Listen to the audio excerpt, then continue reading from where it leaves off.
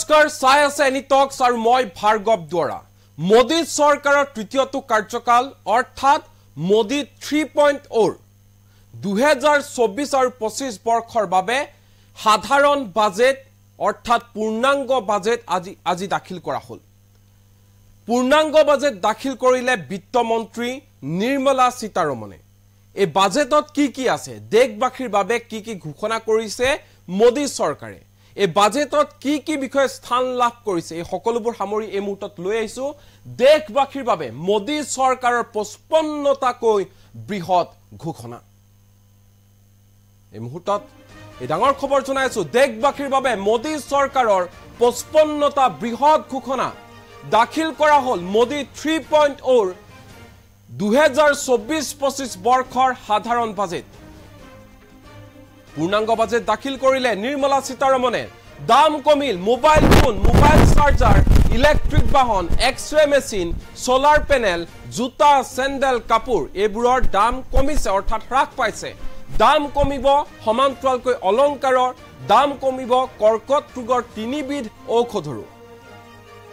এটা ভাল খবৰ দিছে মোদী চৰকাৰে দেশৰ জনতাক দাম কমিব সোণ ৰূপ প্লেটিনামৰ সোণ আৰু ৰূপৰ ওপৰত আমদানি শুল্ক 15% পৰা 6% লৈ হ্ৰাসৰ কথা বাজেটত ঘোষণা কৰিছে বিত্তমন্ত্ৰী নিৰ্মলা সীতাৰমণে এনে হ্ৰাস পাব 25বিধ খনিজ সামগ্ৰীৰ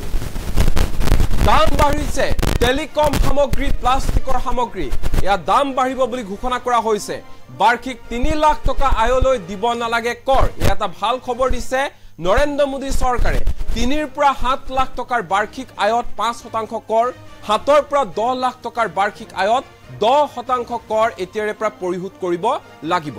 ঠিক সমান্তৰালকৈ 10 পৰা 12 লাখ টকাৰ বাৰ্ষিক আয়ত 15% কৰ 12 পৰা 15 লাখ টকাৰ বাৰ্ষিক আয়ত 20% কৰ দিব লাগিব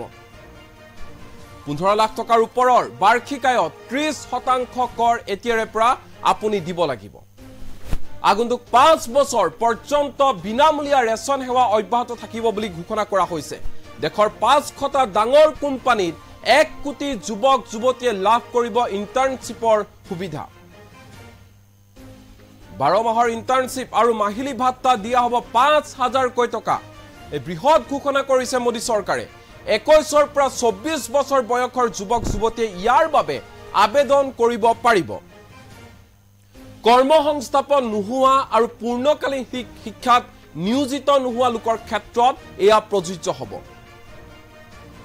চৰকাৰে মাহেকীয়া ভাত্তাত 54000 টকা বৰঙণি দিব ইয়াৰ উপৰি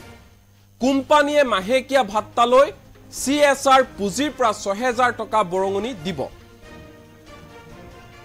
5 বছৰত 4 কোটি যুৱকক কৰ্মসংস্থাপন দিয়াৰ টাৰ্গেট বান্ধি লৈছে মোদী চৰকাৰে 7,50,000 টকা পৰ্যন্ত দিয়া হ'ব দক্ষতা ঋণ এই বৃহৎ ঘোষণা কৰিছে মোদী চৰকাৰে দেশৰ উচ্চ শিক্ষাৰ বাবে 10 লাখ টকাকৈ ছাত্ৰ ছাত্ৰীক ঋণ দিয়া হ'ব 3% সুদত শিক্ষাৰ্থীয়ে লাভ কৰিব ঋণ এই বৃহৎ ঘোষণা কৰিছে মোদী চৰকাৰে দেশৰ চহৰ এলেকাত নিৰ্মাণ কৰা হ'ব 1 কোটি দোকান 5 বছৰৰ বাবে সাপ্তাহিক 100খন বজাৰ বা ষ্ট্ৰীট ফুড হাব গঢ়ি তোলা হ'ব আৰু প্ৰধানমন্ত্ৰী আৱাস যোজনাৰ নগৰীয়া 2.0 জৰিয়তে 1 কোটি দৰিদ্ৰ আৰু মধ্যবিত্ত লোকে লাভ কৰিব চৰকাৰী ঘৰ ইয়া ভাল খবৰ দিছে মোদী চৰকাৰে উত্তৰ পূৰ্বাঞ্চলত স্থাপন কৰা হ'ব ইণ্ডিয়া পোষ্ট পেমেণ্ট বেংকৰ 100ৰো অধিক শাখা বিহাৰৰ বান সমস্যাৰ বাবে 11500 কোটি টকাৰ পেকেজ ঘোষণা কৰিছে মোদী চৰকাৰে অসমৰ বান ব্যৱস্থাপনা খহনীয়া সমস্যাৰ সমাধানৰ বাবে বিশেষ পেকেজ ঘোষণা কৰিছে মোদী চৰকাৰে সমান্তৰালকৈ অন্ধ্ৰপ্ৰদেশে পাব 15000 কোটি টকাৰ বিশেষ পেকেজ 1 কোটি পৰিয়ালে 300 ইউনিট পৰ্যন্ত বিনামূলীয়া বিদ্যুৎ লাভ কৰিব প্ৰধানমন্ত্ৰী আৱাস যোজনাৰ অধীনত 3 কোটি লোকে নতুনকৈ লাভ কৰিব চৰকাৰী ঘৰ এই বৃহৎ ঘোষণা কৰা হৈছে দেশৰ প্ৰতিৰক্ষাৰ বাবে আবণ্টন 4,54,000 কোটি টকা ঠিক একেদৰে যদি আমি চাওঁ কৃষি খণ্ডৰ ক্ষেত্ৰত আবণ্টন দিয়া হৈছে 1,51,000 কোটি টকা কৃষকসকলৰ বাবে 10,000টা জৈৱ গৱেষণা কেন্দ্ৰ স্থাপনৰ কথা ঘোষণা কৰিছে বিত্তমন্ত্ৰী নিৰ্মলা সীতাৰমণে 5 কোটি কৃষকক স্থায়ী ভূমিপট্টা প্ৰদান কৰিব কেন্দ্ৰীয় চৰকাৰে অহা 2 বছৰত 1 কোটি কৃষকক প্ৰাকৃতিক কৃষিৰ প্ৰশিক্ষণ দিয়া হ'ব কৃষকৰ বাবে ভাল খবৰ লৈ আহিছে মোদী চৰকাৰে মিছা মাছৰ উৎপাদন আৰু বিপণনৰ বাবে বিত্তীয় পুঁজিৰ যোগান ধৰিব বুলিও ঘোষণা কৰিছে বাজেটত গ্ৰাম্য উন্নয়নৰ বাবে 2,66,000 কোটি টকাৰ আবণ্টন দিছে মোদী চৰকাৰে বাজেটত শিক্ষাৰ বাবে 1,25,000 কোটি টকা আবণ্টন দিয়া হৈছে গৱেষণা উদ্ভাৱন আৰু বিকাশৰ বাবে 1,00,000 কোটি টকা ধাৰ্য কৰা হৈছে যুৱ শক্তি বিকাশৰ বাবে বাজেটত 2,00,000 কোটি টকা ধাৰ্য কৰা হৈছে দেশৰ শক্তি খণ্ডৰ উন্নয়নৰ বাবে 21,400 কোটি টকা ধাৰ্য কৰা হৈছে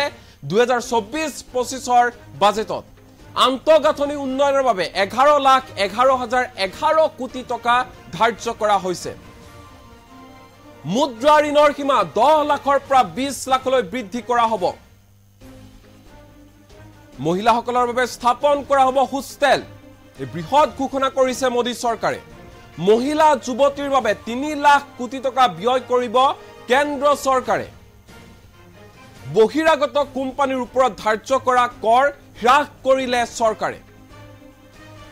পূৰ্বৰ 40% হলনি এতিয়াৰে পৰা 35% কৰ ধাৰ্য কৰা হৈছে কৰ সম্বন্ধীয় সমস্যা অভিযোগ নিৰ্মূলৰ বাবে বিবাদৰ পৰা বিশ্বাস আঁচনি ঘোষণা কৰিছে মোদী চৰকাৰে আন্তঃৰাষ্ট্ৰীয় কৰ ব্যৱস্থাটো ব্যাপক সংশোধন আনিছে মোদী চৰকাৰে বাজেটত 1961 চনৰ আয়কৰ আইনখন 6 মাহৰ ভিতৰত পুনৰীক্ষণ কৰাৰ প্ৰস্তাৱ দিয়া হৈছে নালন্দা বিশ্ববিদ্যালয়ক পৰ্যটন ক্ষেত্ৰ হিচাপে গঢ়ি তোলা হ'ব বুলি ঘোষণা কৰা হৈছে আৰু সমগ্ৰ নালন্দাক পৰ্যটন ক্ষেত্ৰ কৰা হ'ব 12খনকৈ ইণ্ডাষ্ট্ৰিয়েল পাৰ্ক নিৰ্মাণ কৰাৰ বাবে মঞ্জুৰি প্ৰদান কৰা হৈছে গোৱাত নিৰ্মাণ কৰা হ'ব বিশ্ব মানদণ্ডৰ মন্দিৰ কৰিডৰ নিৰ্মাণ হ'ব পাটনা পূৰ্ণিয়া বেংগল বুধগয়া এক্সপ্ৰেছ বৃহৎ ঘোষণা মোদী চৰকাৰৰ 1000খন ITI উন্নীতকৰণৰ লক্ষ্য কেন্দ্ৰীয় চৰকাৰৰ আৰু এই 55টাকৈ বৃহৎ ঘোষণা কৰা হৈছে 55টাকৈ বৃহৎ বিষয় আজি বাজেটত উত্থাপন কৰা হৈছে এই বাজেটক লৈ আপুনি কিমান সুখী কিয়নো কৃষি খণ্ডৰ পৰা আৰম্ভ কৰি যদি আমি চাবলৈ যাওঁ তেনেহলে প্ৰতিৰক্ষাৰ ক্ষেত্ৰতো লাখ লাখ কোটি টকা আবণ্টন দিছে মোদী চৰকাৰে পুনৰবাৰ কৈছো বহু বস্তুৰ ক্ষেত্ৰত দাম হ্ৰাস পাব আৰু বহু কেবিধ বস্তুৰ দাম বাঢ়িব বাজেটত উল্লেখ কৰা হৈছে কথা ফোন ৰূপৰ দাম কমিব মোবাইল ফোনৰ দাম কমিব চাৰ্জাৰৰ দাম কমিব হ্ৰাস পাব 25 বিধ খনিজ সামগ্ৰীৰ দাম ঠিক সমান্তৰালভাৱে দাম বাঢ়িব টেলিকম সামগ্ৰী আৰু প্লাষ্টিকৰ সামগ্ৰী এনে ধৰণে 2024-25 বৰ্ষৰ বাবে এই বাজেট দাখিল কৰিলে বিত্তমন্ত্ৰী নিৰ্মলা সীতাৰমণে